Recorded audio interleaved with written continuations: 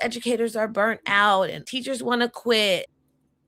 Professional development is not enough. We need a community. Hey, everybody, Dr. O here, and welcome to my channel. Listen, if you're an early childhood educator, a parent of young children, or you're just simply wanting to learn how to steward early childhood well, then you have come to the right place. On this channel, we talk all things early childhood teaching and the hard work behind what it is that we do every day, because we understand that in order to steward early childhood well, we need more than lesson plans and routines. We need the right mindset and we need a community. And on this week's episode, we're going to talk about why professional development is not enough. I know that's an unpopular opinion, but we're going to talk about it. So let's get into it. And so I'm going to start by saying something that might be unpopular, but I'm just going to say it. Professional development is not enough to cultivate a strong classroom teacher. It is not enough.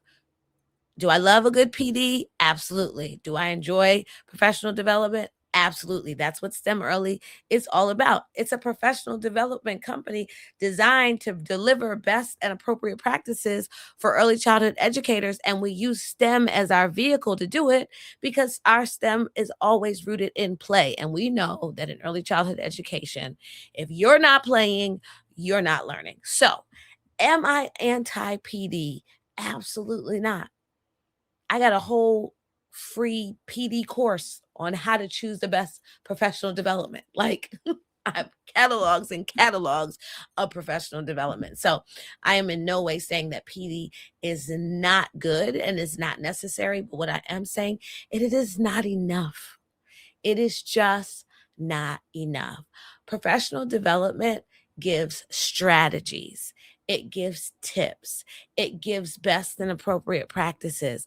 But what it does not give and what it cannot give is the sustained support and the mindset that it takes to implement these strategies with fidelity.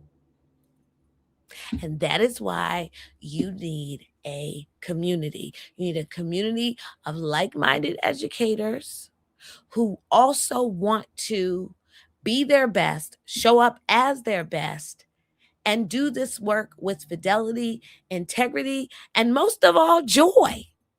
Where's the joy, people? So, no, professional development is not enough. Early childhood educators need community. There are many educators out here who, in spite of what everyone is talking about and how all these educators are burnt out and all teachers are a hot mess and teachers want to quit and attrition is bad and all those things may be partially true, but there are a lot of teachers out here who understand that teaching is a calling and they're called to do it and they want to do it and they want to do it well, and they find themselves isolated when they are looking for support to master their craft and do it well. And not all teachers are out here trying to master their craft. Some of them are just trying to get to June. And that is the mindset of some teachers. But where is the community for teachers who understand that teaching is a calling, teaching is a gift, and they want to do it well? And they understand that childhood is fleeting and the child only gets to be 3 once. They only get to be 2 once. They only get to be 5 once. And we want to steward that time well while they are with us.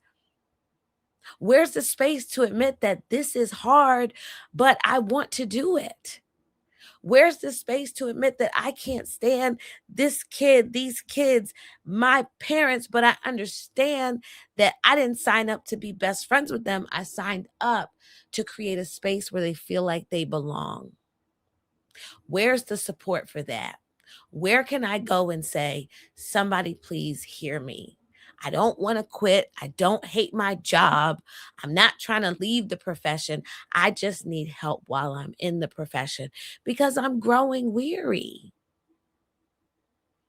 And I'm getting bitter and I'm getting hardened. And for something that I came in with all the best intentions for a career that I was super excited about and really loved.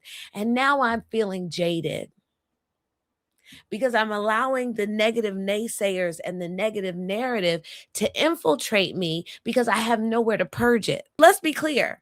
The negative narrative is coming. We can't block it. We can't like shield ourselves from it. The negative narrative is coming. It's going to be spun through coworkers, through families, through the media, whatever. But how can I find a space so that I can reframe that narrative, especially when I'm feeling burnt out, when I'm feeling frustrated, when I'm feeling like I don't know what to do? I would venture to say that perhaps a lot of teachers are leaving the profession because they don't have the space that they need so that they can steward this time well, so they can steward their career well with joy. They can show up as their full selves and put their whole selves into their students and their families, and also be poured back into when they've poured out so much. And so PD is not enough because PD doesn't do that. PD gives great tips and tricks and strategies on how best to implement these strategies. But what happens when I implement these strategies and they don't work? Or what happens when I know what to do, but I just frankly don't want to do it because my principal get on my nerves or my AP stinks? Where can I go to vent and voice my concerns and not have 50,000 people on social media come for me to say, well, that's why you're not a good teacher anyway. And that's why, no, that's why I'm human. I'm committed to this work, but I need someone to be committed to me. I need a space where I can pour out my feelings that may not necessarily be positive about my profession, and then someone pour positivity in me and not just continue to berate me when I'm already feeling down. Cause like, who wants that? Nobody wants that. Nobody wants that. And so that's why I created a community, because I understand that teaching is a calling as well as a profession. I'm not going anywhere. I love to teach. I love teaching in all different types of venues. I love teaching all different ages of children. Just my heart is early childhood because it's just so fleeting. Really, birth through third grade is such a really critical period of brain development. And I want to steward that time well.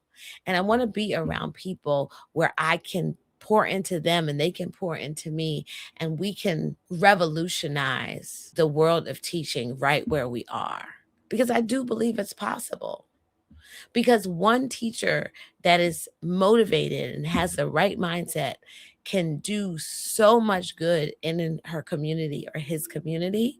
One teacher with the right mindset, with the right community, with the right supports can really further the cause of education. And what is the cause of education? It's to create a good citizen. That is the purpose of education, to turn out productive, compassionate, kind hearted, good citizens. Civility is the goal of education. Because what good is it really? What good is it if you were to teach a child and they score a perfect score in the SAT and they get accepted to all the colleges and full rides to all the colleges, but they're so depressed and so traumatized and so broken that they go out and harm themselves? Or they come back and shoot up the school.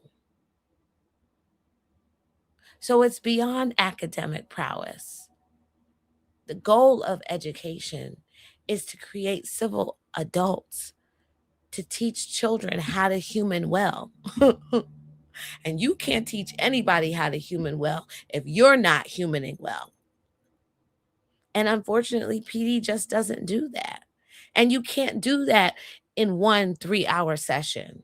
That happens on a continual basis. Consistent daily communication and safe spaces where I can pour out and be poured into. So if this video spoke to you, be sure to like, subscribe, share it with another educator. And if you're looking for a space where you can grow and reflect and be poured into, come join me, Dr. O's Learning Lab, right there on School. I'd love to see you there because this work is the heart of teaching. See you on the next episode.